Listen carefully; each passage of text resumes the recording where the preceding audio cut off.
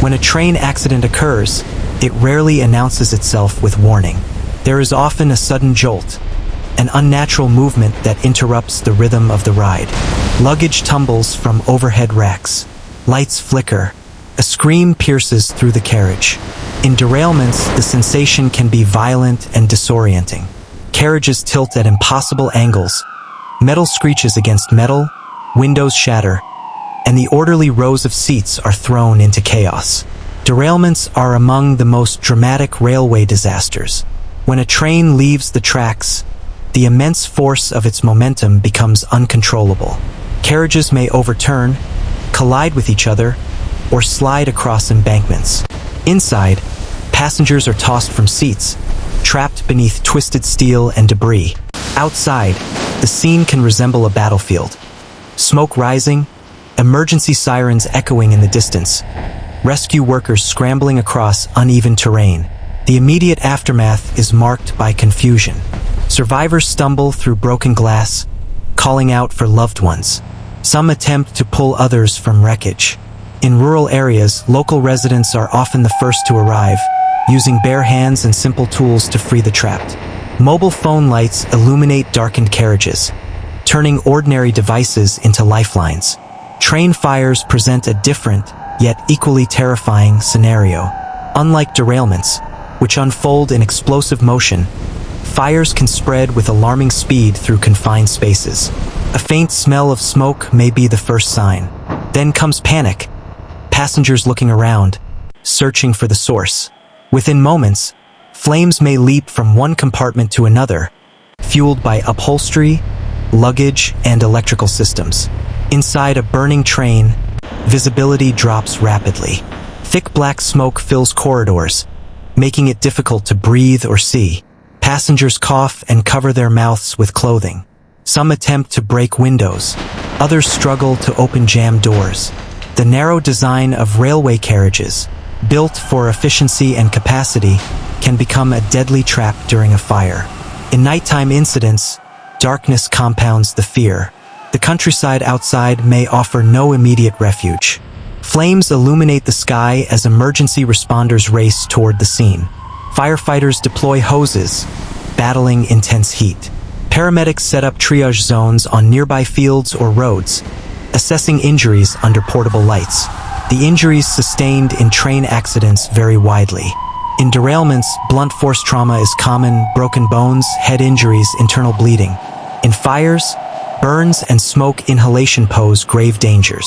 Medical teams must act swiftly, prioritizing those in critical condition. Helicopters may airlift the severely injured to hospitals miles away. Hospitals, too, feel the ripple effect. Emergency departments prepare for an influx of patients. Surgeons are called in from home. Blood banks issue urgent appeals. In major accidents, healthcare systems can be stretched to their limits.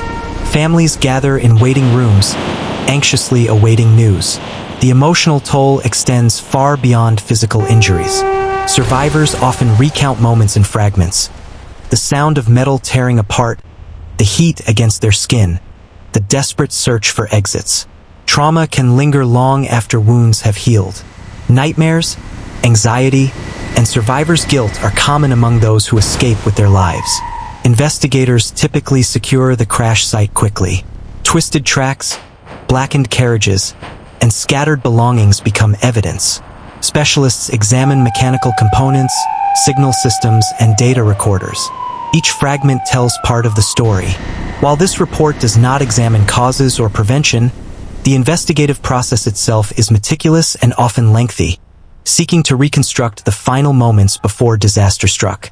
In urban derailments, the impact can disrupt entire cities.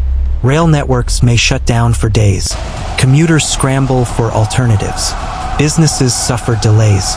The railway, normally a symbol of reliability, becomes a reminder of vulnerability. News footage shows cranes lifting overturned carriages, workers repairing damaged tracks, and authorities providing regular briefings. Train fires in densely populated areas carry additional risks. Smoke can spread to nearby buildings. Evacuations may extend beyond the railway itself. Environmental concerns arise when fuel or hazardous materials are involved. Specialized teams monitor air quality and assess contamination. The role of communication is critical during such crises. Public announcements attempt to provide clarity amid uncertainty. Hotlines are established for families seeking information. Social media becomes a powerful, though sometimes chaotic, platform for real-time updates. Images and videos captured by passengers often circulate globally within minutes. For railway staff, these incidents are deeply personal. Conductors, engineers, and onboard crew members are trained for emergencies, yet nothing fully prepares them for the scale of some disasters. Many put themselves at risk to guide passengers to safety, breaking windows, unlocking doors, and directing evacuations even as smoke thickens or carriages lean precariously.